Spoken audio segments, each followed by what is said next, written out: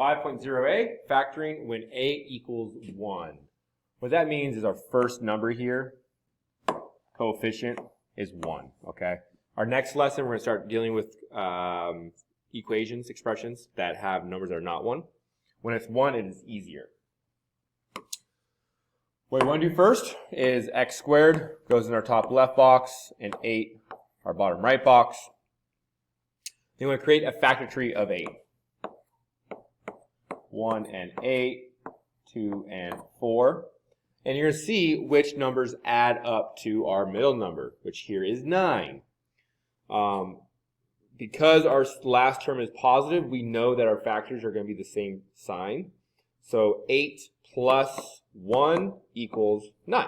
There it is. 4 plus 2 equals 6. It's not the 6, it is the one that equals 9.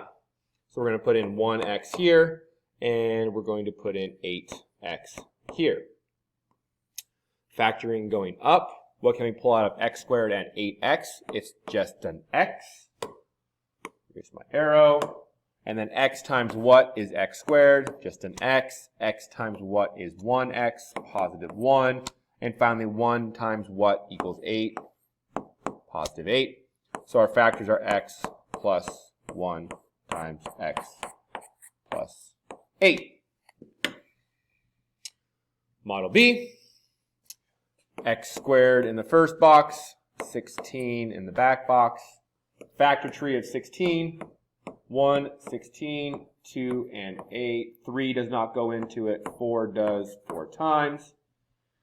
Now again, our sign is positive, so we know both of our factors are going to be the same. However, this middle term is negative, so we know they're both going to be negative. So which of these numbers adds up to negative 8? This is negative 17, this is negative 10, and this is negative 8, which is what we wanted. So negative 4x, negative 4x. Factoring going up, we can pull an x out. And just like before, x times x times negative 4, and negative 4 times negative 4. So we get x minus 4 times x minus 4, or you could write this as x minus 4 squared. These are both the exact same thing. Model C. All right, so what is different about this one? We only have 2 terms. Something is missing. X squared minus 36, and we have no x's in the middle. So we know from the last 2 questions is the x squared goes up here, and the negative 36 goes down here, creating a factor tree for negative 36. 1, 36, 2, 18, 3, and 12, 4, and 9. 5 does not go into it. 6 does 6 times. Now let's go through and try and figure out which of these terms adds up to 0. Well, our factor has a negative number, so we know one is going to be negative, one is going to be positive. So let's just go through and make them all negative and see what happens when we add them all up together. Negative 1 plus 36 is 35. Negative 2 plus 18 is 16. Negative 3 plus 12 is 9. This is 5. Negative 6 plus 6 is 0. That's our magic number. So we get negative 6, and we get positive 6 with an x in the back. Factoring going up, we get x times x times negative 6, and negative 6 times a positive 6.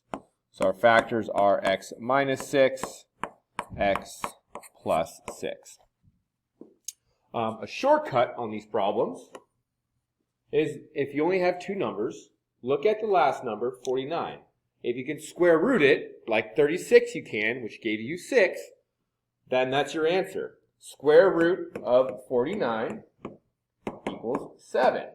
So it's simply x minus 7 times x plus 7. Okay? So if you can see this, it's called the difference of 2 squares. There's an x squared subtracting a perfect square root.